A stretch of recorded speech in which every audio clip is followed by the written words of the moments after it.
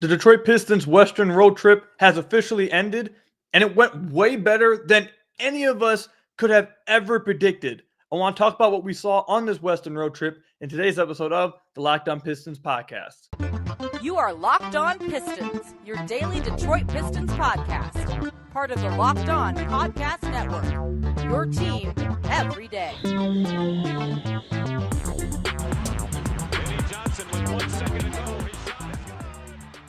What's the deal? Welcome back to another episode of the Locked On Pistons podcast. Per usual, I'm your host, Kuka Hill. You can find me over on Twitter at Kuka Hill. I want to thank you guys for making Locked On Pistons your first listen of every single day. We are free and available on all your podcast platforms.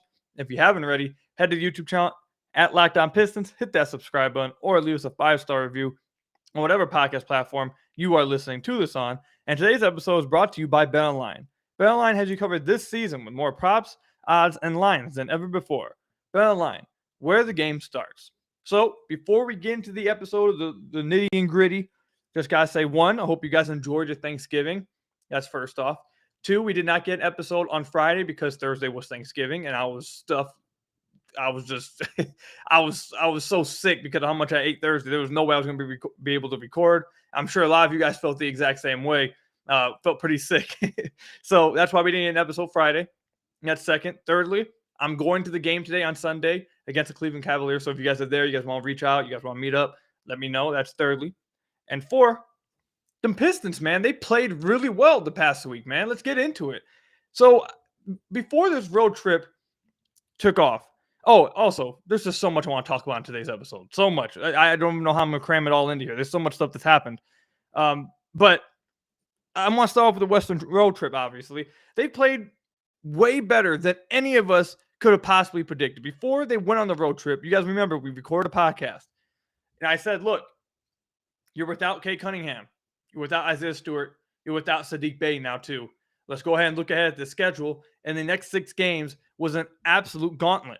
The Pistons had to go against the Clippers, the Lakers, the Kings, the Nuggets, the Jazz, the Suns. And I was looking at this, coming off a 7-game losing streak. I was like, bro, we might be looking like a 13-game losing streak if the Pistons don't squeeze one out here. This is a tough schedule. Without 3 of your top, 5, 6 players on the team, that's going to be tough to do for a team that already wasn't that good. Now you're missing 3 of your guys. How are you going to pull this one off? This is going to go bad pretty quickly. And I feel like that's what a lot of people, I don't really see how anyone could have looked at the team missing 3 of their guys and against the schedule they were going to be going up against a back-to-back multiple times on the road. It was going to be tough. I don't think anyone saw them being able to do what they did on this road trip. But again, being down 3 of their guys, the Pistons not only were able to get a few wins on this road trip, even the losses were incredibly impressive. And the Pistons as a team, the Pistons as a coaching staff, the players, they should feel damn proud of themselves for how they played during this Western road trip. And look, the Pistons probably they're not going to make the play-in. They're not going to be a good team this year. But I feel like this stretch right here should leave fans feeling better about this team, should leave them feeling better about who they have, and should make them feel better about you guys should feel a little bit better about Dwayne Casey as well, because he got them to really play to the absolute best that they could possibly play with what they had. And believe in some of these players, man. This was a really good stretch for the Pistons. So they started off on November 17th, they lost to the Clippers, and a back-to-back, they lost to the Lakers. But to the Clippers, they lost by 5 in a game that had Paul George and Kawhi Leonard healthy. They lose by 5. Then they play the Lakers. They only lose it by 7. They were in this game. The Sacramento Kings game was next on Sunday. They lost by 8, but they had a lead late. And this is one of those games where you have a young team who played well throughout the game. And like I told you guys before the season, I thought that a lot of their losses would come from being a young team. And young teams don't know how to close games. That's just the reality of it. Young teams in the NBA don't know how to close games. So that was a game that they lost because, again, they just didn't know how to close it. But that was a really good performance. They dropped 129 points in this game. And again, I'm going to keep saying it, without 3 of the top guys. A really good performance. Then they come out against the Denver Nuggets, who were full strength with Jokic, Murray, Aaron Gordon, Michael Porter Jr., KCP, Bruce Brown. They were completely healthy, and they pulled the upset off against the reigning 2-time MVP in Nikola Jokic. They pulled that upset off, 110-108. And then they follow it up with getting another win back-to-back, by the way, against the Utah Jazz, who are both those teams are towards the top of the Western Conference. They've been tremendous this year. And the Pistons pulled off a win against both of them on a back-to-back in two places that the Pistons have not won in a long time. I don't think they've beat Denver since 2016, or it might have been either Denver or Utah since 2016. The other one was just as long as well. They did that without their top guys. That's incredible. And then against the Phoenix Suns on Friday, they played a tremendous game again. Lost 108-102, but had a chance to take the lead late if it wasn't for a bad call that led to a Bojan Bogdanovic injury, which we'll talk about later. But they played another good game against the Phoenix Suns, a team that's 12-6, a team that was just in the finals 2 years ago, a team with Devin Booker, DeAndre Ayton, Mikal Bridges, who's having an amazing year. They did that against that team. No one could have thought that they would be able to do that before this road trip actually started. This road trip was looking like it was going to be the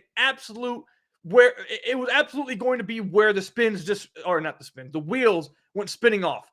It was going to be over with. The schedule was tough. You had two back-to-backs. You were on the road in the West the entire time, and you're dealing with injuries at every part of your roster. But yet the Pistons found a way to not only go 2-4, but really, I feel like even if they would have lost those two games, now if they lost both those games, they'd be looking at a long losing streak, and we wouldn't be here as positive. I wouldn't be here as positive. But if they ended up losing those two games, like at the very end of the game, because they just didn't know how to close it, I feel like everyone should still be proud of what the young guys have done and what these players have done, stepping up in the absence of all these other dudes on a road trip that was against some really, really damn good teams. But they did win two games, and they did it in impressive fashion. It was a really fun road trip to watch. Really, really a fun road trip to watch. And I didn't think I would be saying that. I thought a lot of us would be sitting here very depressed and like, oh my God, this season's just going way, way off the deep end. And that's not what happened. That's not what happened. And the next not next episode, but the next segment, I want to kind of shift over to some rumors that we're hearing about Saddiq Bey. I want to talk about that. But before we get there, I have to give some credit to some of the guys who have played really well on this Western road trip. The first guy I got to give credit to is Kevin freaking Knox. He hasn't played. He wasn't a rotation player for the Pistons. He wasn't getting minutes before this road trip. He had just started getting minutes on the road trip. And in his last four games against the Kings, the Nuggets, the Jazz, and the Suns, where the Pistons had, I believe, their best four performances, Kevin Knox has averaged 14 points a game, and he's shooting 55% from deep. On 5 attempts from deep. He's playing fine defense. He's actually made some really impact plays defensively. He's run the floor really well. He's played within himself. He's played extremely well, and he's been active on the boards. You guys remember, we've been begging for someone to help them on the boards, and he's averaging 5 of those boys over the last 4 games. He's impacting the game. Who would have thought Kevin Knox would be one of the Pistons' better players over this stretch? Amazing to see. You love to see it. So Kevin Knox immediately gets the gold medal, I guess, if you want to hand out medals over this road trip. Another guy that gets a medal, Killian Hayes. Over Killian Hayes' last 11 games, he's averaging 10 points a game. He's shooting close to 40% from the field. He's shooting 37% from deep, and this is over the last 11. I think I might have said 10. I meant to say over the last 11. 85% from the free throw line. It was 5.3 assists, 3.2 rebounds, damn near a 3-to-1 turnover ratio. He's being much more aggressive. He's averaging 10.2 field goal attempts a game, and this is including a game against Utah where he didn't even play in the second half because he got hurt. So if you take that game out, you're looking at 11 points a game. You're looking at him getting close to 12 attempts up per game. You're looking at him shooting over 40% from the field. You're looking at all this stuff. He's playing so much better. The first 10 games didn't go very well at all for him. But then the next 10 games, he's played extremely well. And now, like I said, you want to look at it at 20-game samples. At the beginning of the year, I said you want to look at things in 20-game samples. Don't want to overreact too far. Look back at last 20 games. You look at Killian Hayes' last 20 games, you see first 10 was rocky. It was really bad. But then he was able to flip it. And over the last 10, 11 games, he's been the player that people wanted to see him as the backup point guard. And he's actually showed even more potential for me that we could be looking at a month from now or 2 months from now where he's having a really good streak, averaging about 15 points a game, playing really well. I can see that coming soon because of the aggressiveness at which he's playing.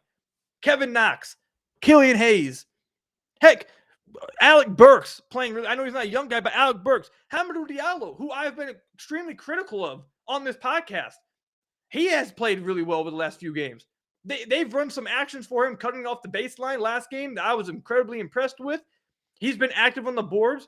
I think he's played within himself a little bit more in the half court as well. And obviously his chaos and his ability to really just put pressure on teams in transition have been a highlight over this stretch. I feel like you could really go up and down the roster of guys who have made an impact. Jalen Duren has played really well.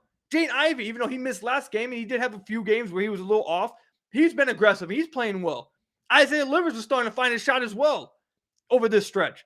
Just over and over and over, you can see guys who are starting to play well and had to pick it up majorly for this team to even have a chance against these teams, let alone win 2 of them. So this Western road trip, man, it looked like it was going to be tough, but it was actually incredibly enjoyable. And I feel like we should leave after this 6-game stretch feeling so much better about these guys, feeling so much better about what they had done over that trip going into their 4-game homestand now, starting against Cleveland. So I'm really impressed with these guys, man. I got to give them all credit, including the coaching staff. All of them credit, man. All of them. When we come back, though, I want to talk about some rumors that we're hearing about Saddiq Bey. And then we'll talk about some other things that are going on. There's so much stuff that I want to talk about. In the last segment, we'll talk about some injuries and what should happen for certain guys. Stay tuned for that. But first, before we get into any of that stuff, I got to tell you guys about one of our sponsors, ExpressVPN. So we all know how ExpressVPN protects your privacy and security online, correct? But here's something you might not know. You can also use ExpressVPN to unlock movies and shows that are only available in other countries. Maybe you've run out of stuff to watch on Netflix. This will change your world. ExpressVPN allows you to binge, let's say, The Office on UK Netflix. It's simple to do. To sign to Netflix, fire up ExpressVPN app and change my location to UK, refresh Netflix, and it's that easy. ExpressVPN lets you control where you want sites to think you're located. You can choose from almost 100 different countries. So just imagine all the Netflix libraries you can go through. I know my dad would absolutely love this because he loves the Korean dramas. He's always watching them. He loves it. So he could set his ExpressVPN to South Korean and turn on the South Korean Netflix with your Netflix subscription. I know he would absolutely love it. I don't know what you guys are all into, but you guys could do that as well in random countries as well. But it's not just Netflix. ExpressVPN works with any streaming service. Hulu, BBC iPlayer, YouTube, you name it. There are hundreds of VPNs out there, but the reason I use ExpressVPN to watch shows is because it's ridiculously fast. There's never any buffering or lag, and you can stream in HD, no problem. ExpressVPN also works on all your devices, phone, media consoles, smart TVs, and more. So you can watch what you want on the big screen or on the go. So you want to get access to hundreds of new shows, go to expressvpn.com/lockedon right now. You can get an extra 3 months of ExpressVPN for free. That's expressvpn.com/lockedon, expressvpn.com/lockedon to learn more today. So I want to thank you guys again for making Locked On Pistons your first listen of every single day. We are free and available on our podcast platforms. If you haven't already, head to the YouTube channel at Locked On Pistons, hit that subscribe button, or leave us a 5-star review on whatever podcast platform you are listening to this on. That's another great way to support the podcast. All right, so over the past few days, I believe the first report of it came actually like last week, I believe. But over the last few days, you're probably seeing some rumors about Saddiq Bey. And it involves trading Saddiq Bey. Teams being interested in Saddiq Bey. There's multiple reports. This one, if you just, let's do this. This would be interesting for you guys. Let's just look up Saddiq Bey's name here. We're going to look up Saddiq Bey on Google and just look, the first things you see, Real GM, Pistons no longer considering Saddiq Bey off the limits in trades. Rumor, NBC Sports, Pistons have taken calls open to possible Saddiq Bey trade. And that, maybe you guys haven't seen it, but that simple report right there has now just lit all kinds of content for people in other media markets. You'll see Mavs and Clippers linked to potential trade for Pistons young stud. You see the Warriors talking about, Warriors media talking about it. You see Raptors media talking about it. You see Dallas media talking about it. You see all kinds of markets now talking about what would it take to get Saddiq Bey. Should they go after Saddiq Bey? Should the Pistons trade Saddiq Bey? So first, I want to say I'm actually pretty shocked that we're seeing rumors like this. I'm also pretty shocked that this got out because I don't feel like we've seen many things leak out with this front office, and outside the obvious ones, like Jeremy Grant didn't need to be leaked out. We all knew that. I feel like the majority of us, including myself. Why is my snapback? For those of you guys watching on YouTube, why is my snapback crooked, bro? What's going on out here? Anyways, sorry for this. I'm sorry for sidetracking right there. But anyways, I'm just shocked that this kind of leaked out. And if it's true, which it seems like it, but if it's true, I'm shocked that this leaked publicly. Secondly, do I think the Pistons should be entertaining Saddiq Bey?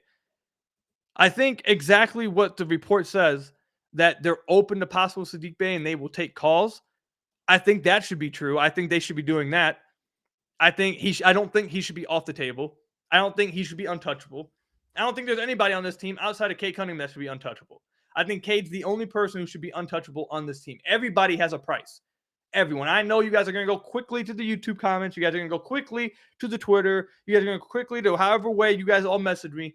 And you guys are going to say, no, Jaden Ivey's untouchable. No, Jalen Duren is untouchable. Blah, blah, whoever, Isaiah Stewart, he's untouchable. No, you're wrong.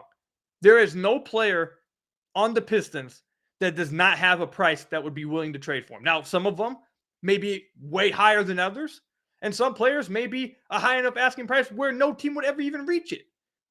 But every player has an asking price on this team to where a team could meet it, and it would make sense to do it, and they should do it.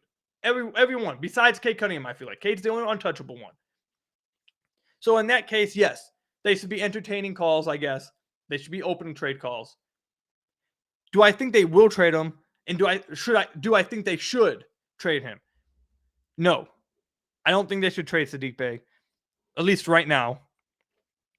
And I don't think they will. I think they're just simply looking and listening to what offers are for him. I think it's possible he gets traded next year. I think it's possible he could even be traded in the offseason. But right now, no. I feel like this is just my estimated guess, my hypothesis, is that I feel like the Pistons are probably feeling around, trying to understand where his value is at. What do teams think about him? Because, as I've said in the past before, this offseason is the offseason where they are going to take the next step, where you are going to see some moves. And moves are going to have to be made that are correct and help them take this next step. If they mess up this offseason, it's bad. But this is the offseason upcoming. This is the offseason that we've been waiting for, where they take this next step. And they need to figure out who do they need on this team, who fits on this team moving forward, who do they want to keep, all that stuff. They need to figure that out this season. So what I think may be happening with these reports coming out, just my estimated guess, is that the Pistons are feeling around because they may be uncertain about whether Saddiq Bey fits long-term with this team. And he's a young enough prospect. He's a good enough prospect to where many teams should be interested in him. And obviously, we've seen it.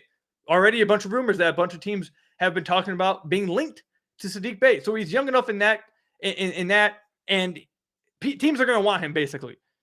So if the Pistons are uncertain about his future, and they know that maybe this offseason is where they can package him with some other players or a pick or something to go get a future star or something, or an all-star that wants out. Maybe a John Collins in the offseason. Maybe a John Collins is at the trade deadline. But something like that, they're feeling around and trying to see where Saddiq Bey's value is at. But the reason why I don't think they should do it right now is for two reasons. One, I think his value is probably at an all-time low right now. He's shooting 29% from deep.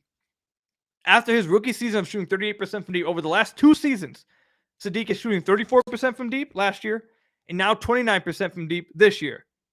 Now, his finishing around the rim has improved. His two-point percentage has improved. His ability to draw free throws has improved. His ability to hit free throws has improved. He's averaging 4.3 free throws attempts a game, shooting 92% on these. Really damn impressive. However, and I was just talking to my high school varsity coach about this. I was just on the phone with him the other day. He wanted to talk Pistons. I was just telling him this, and he agreed with me.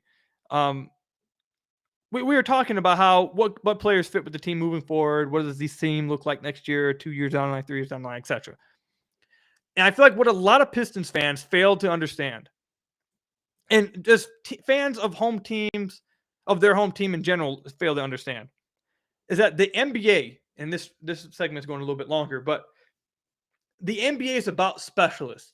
You need to be a specialist in something. Good teams all have specialists. You are good at one thing.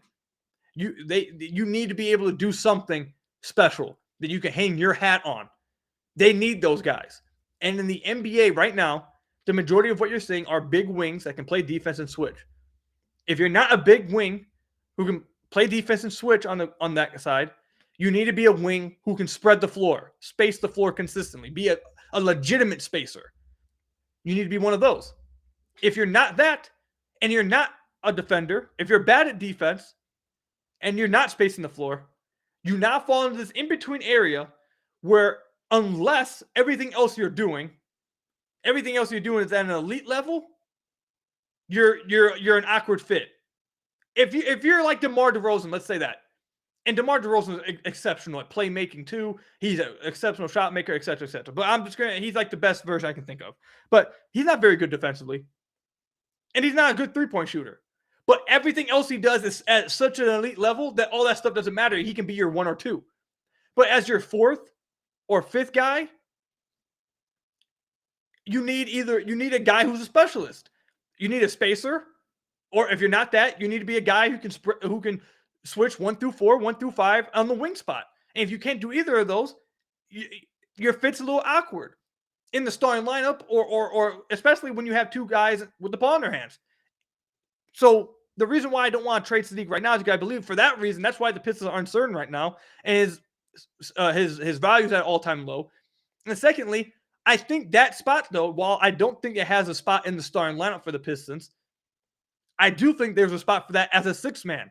6-men don't need to be great defenders. 6-men don't need to be great spacers. But if a 6-man can come in and simply get buckets immediately, and you just have his role be come in here, score while the starters are out, and make sure the offense doesn't go to complete crap while the stars are off the floor. There's a role for that in the league. And I feel like Saddiq Bey can be that role for the Pistons. And that value to the Pistons, him being a 6-man, I feel like is more valuable to the Pistons than whatever he could possibly fetch as a trade.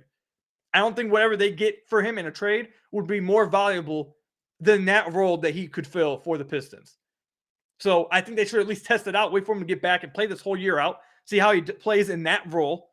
If he fits in that role, then you can bring him on for that role. But if you still are having questions about whether he can be that primary 6-man, and then he's also continuing now for 2+ years to have struggle shooting from deep, and he's not improving defensively, then I think there's a legit chance you see him traded in the offseason because he's just an awkward fit.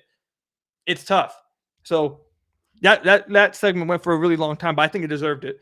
Saddiq Bey having trade rumors, that's pretty legit. That's pretty serious stuff. So let me know what you guys think, though. I know we're going to see a lot of civil war in the comments or in my mentions over this. So tweet at me at Kukahill or in the comment section. Let us know what you think about possibly trading Saddiq Bey. What do you make of the Pistons or the rumors getting out about Saddiq Bey? What do you make about all of this? Let me know in the comment section down below or over on Twitter. My God, I went really long in that segment, but it is what it is, man. When we come back, I want to touch quickly on a Bojan Bogdanovic injury that happened last game and Cade Cunningham's injury that we are still kind of left in the dark about. I want to talk about that when we come back. But first, I got to tell you guys about one of our sponsors, and this one is my favorite sponsor, SweatBlock. So listen, I know all of us, or not maybe not all of us. Let me not say all. But there's a lot of us, including myself, who will just deal with random sweating. You just put on a shirt, you go out with your friends, you want to go out and do something, and all of a sudden you just start sweating. Now your shirt's messed up. It's embarrassing. It's all kinds of bad, okay? It's just all kinds of bad. And I've dealt with that all the time, my whole life. In high school, trust me, it was extremely embarrassing. So when I heard that SweatBlock was a sponsor for the Detroit Pistons, or not the Detroit Pistons, but for Locked On Pistons, I was like, what is this? I want to check this out. And they sent me some product, and it's an antiperspirant wipe. You take SweatBlock's antiperspirant wipe. After you take a shower, you wipe it under your armpits, and supposedly you're good for 7 days. I didn't believe it. I was like, no way. There's no way that's true. There's no way it's that simple. But I was like, you know what? They sent me the product. Let me go ahead and try it. So I went and took a shower, did it, and then a week went by, and I did not even notice that when I, at any point, was sweating, without obviously doing any kind of activities or anything, but didn't notice I was sweating. And secondly, I didn't even notice or didn't even remember that I used SweatBlock, that I used the antiperspirant. I just went out the back of my, out both my ears. Just completely lost it. But it worked completely. And it's my favorite sponsor because of that, because it absolutely works. And these issues are actual issues I know a lot of us, including me and some of my friends, deal with. So if you are tired of the embarrassment of having random sweat happen when you're wearing one of your favorite t-shirts out in public, when you're hanging out with your friends, or you're out just overall, maybe even by yourself in public, and you just start randomly sweating, now you can't lift your arms up, you're scared, you're embarrassed, all that stuff. If you're dealing with all that kind of stuff, get SweatBlock. They've been a bestseller on Amazon for the past 10 years with over 10K 5-star reviews. Don't miss this opportunity with SweatBlock. If you or someone you love is experiencing embarrassing sweat or odor, try SweatBlock. Save 20% with promo code LOCKEDON at SweatBlock.com. Also available on Amazon. Again, save 20% with promo code LOCKEDON at SweatBlock.com. Also available on Amazon. So I want to thank you guys again for making Locked On Pistons your first listen of every single day. We are free and available on all your podcast platforms. If you haven't already, head to the YouTube channel at Locked On Pistons, hit that subscribe button, or leave us a 5-star review on whatever podcast platform you are listening to this on. So the Pistons are dealing with so many injuries right now, and it's honestly ridiculous. It sucks. So before we even get to Cade Cunningham's injury, Bojan Bogdanovic in this past game against the Phoenix Suns had a nasty injury at the very end of the game. He had his leg stepped on while he was trying to push the ball forward. And rewatching it, I think it looks incredibly bad. I think it looks really nasty. I didn't even want to watch it again because his leg goes a different direction than it's supposed to go.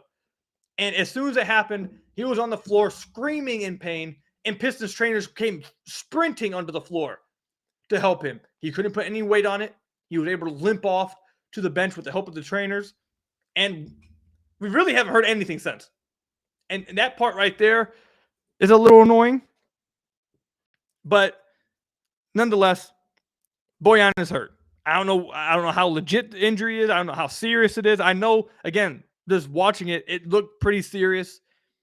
At least to me, it looked nasty at the very least. Maybe not serious, but it looked nasty. And I can't imagine he's playing anytime soon. I couldn't imagine it. There's no way. Especially with the way he was screaming in pain, how he wasn't able to put any weight. I'd be, if he was able to avoid any injury and was just back out there, I'd be utterly shocked. So I'm waiting. I'm really interested to hear what the coaching staff relays about his injury. But yeah, I don't know what it is. Some kind of leg injury, but that's all we've got right now. And the Pistons, who are already down Cade Cunningham, Isaiah Stewart, Saddiq Bey, Jaden Ivey this past game, and now also Bojan, that's basically your 5 starters you're without. It's tough stuff. So it's really tough. The Pistons are really being hurt by the injury bug right now, and I hope Bojan's straight because that injury did look really nasty. Moving past that, though, but I will say, actually staying on that real quick, Kevin Knox and Isaiah Livers have played really well over the last few games in the absence of Saddiq Bey. So if they have to get more minutes and Bojan's out, I feel actually pretty comfortable. I'm actually happy for them getting extra minutes. Not happy at all that Bojan would be hurt at all. But if that results in them getting more minutes and being rewarded more minutes, feel happy for them. And hopefully they continue to take this opportunity take the bull by the horn and continue to play really well, especially Kevin Knox, who I'm really happy for.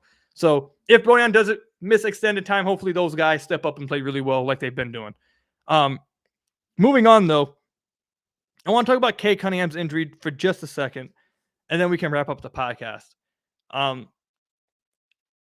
a lot of this, some of this is just going to be me venting some about how I feel about this injury. So James Edwards came out with an article the other day on The Athletic. He's obviously the Detroit Pistons beat writer. He interviewed a doctor, spoke with the doctor. His name is Deepak Chona. I hope I said his name right. He is the founder of SportsMed Analytics. He talked with him about Cade's injury. And really the vibe you get, I advise all of you guys to go read it. I can't read the whole thing for you. I don't want to speak for anybody. But basically, the gist that you get from this article is that he feels like the doctor that he should get surgery. Most young players, he says, right here. He says, my thought is that most young NBA players in his shoes would probably choose surgery, given the risk-benefit ratio of surgery. And the problem with apparently just resting it and coming back is that this will continue to come back up in the future. It'll come back up this year. It can come back up in the future again, next year, 2 years, 3 years, 4 years down the line.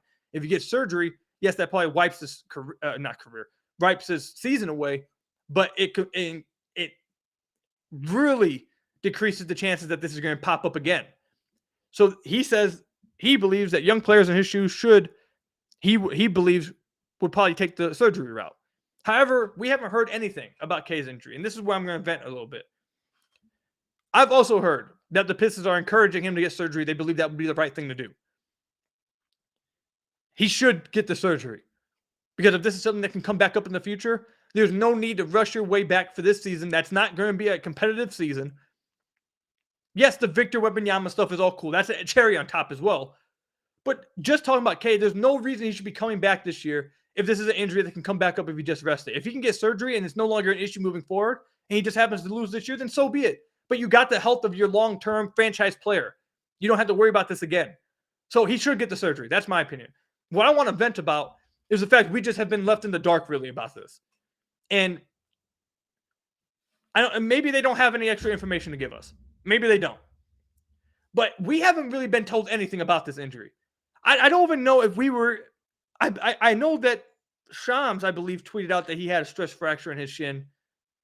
But for some reason, I still feel like that wasn't really confirmed or told to us by the Pistons. We weren't even told that by them. Because a lot of people, a lot of fans, and a lot of people I've spoken with in the Pistons community are still under the assumption that it's just like shin splints. And we don't know what it is with his shin.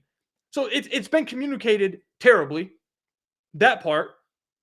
And then secondly, we haven't even been told anything about it since. We don't know what's going on. Is he leaning towards surgery? Is he leaning towards resting? When should we expect to have an answer about it? How's he doing right now? Why was he on the floor warming up? What's going on? We've just been left in the complete dark about it.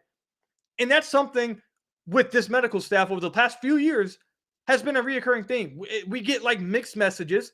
We don't get the complete truth. Kind of get hidden messages about injuries. We get coach speak. And then we get left in the dark about stuff. It's happened over and over. And I told you guys before they even reported, the report came out that Cade was going to, it was much more serious than a lot of people were leading on. I told you guys when they asked Casey about this last week, I came on the podcast that day and said, guys, I think this is more serious than it is, because the way Dwayne Casey worded it, he said, yeah, he's unscheduled with what we want, but he was very vague. He kept dancing around the question a little bit. And I told you guys, if the injury was not that serious, he would have just came out and said, he'll be back soon. He'll be back in a few games. He didn't say that. He danced. He danced around the question. And instead of just being upfront with us, with the training staff, or the training staff being upfront with us, and a lot of coaching staffs do this, but it's just an annoyance. A lot of people do it. A lot of teams do it in the NFL, NBA. A lot of teams do it. But that doesn't mean it's not annoying. I don't get why we can't just be transparent about things and communicate what's going on. I don't see what's wrong with that. So that's just me venting and me being annoyed about that. I know some of you guys may also be annoyed about it. But I don't get why we can't just be told what's going on. Which way is he leaning? What is he all right? Why is he warming up before games? Why do we see that happening?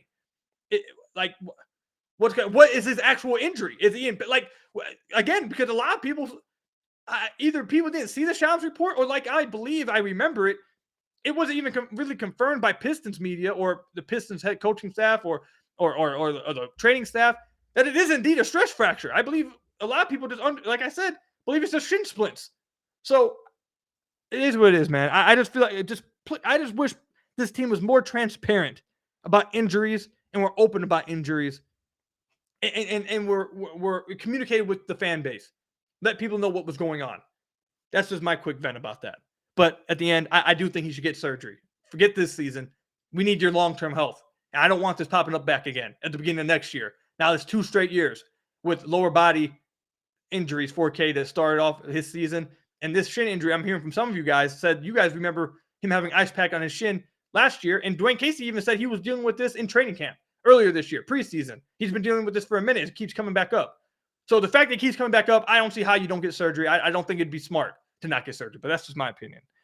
This podcast went really, really long. I apologize. But like I said, there was so much stuff I needed to talk about. There was a lot of stuff to talk about, and we had to get it all out. So thank you guys for listening today. Thank you guys for making Locked On Pistons your first listen of every single day. Hit that subscribe button to the YouTube channel, Locked On Pistons, obviously. Leave us a 5-star review on whatever podcast platform you're listening to this on. But until next time, I'll see you guys later. I am going to be at the game today, so if you guys are going, let me know. I'll meet up with you guys if I can. But until then, enjoy the game. I'll see you guys later on the next episode. Go Pistons, and peace out.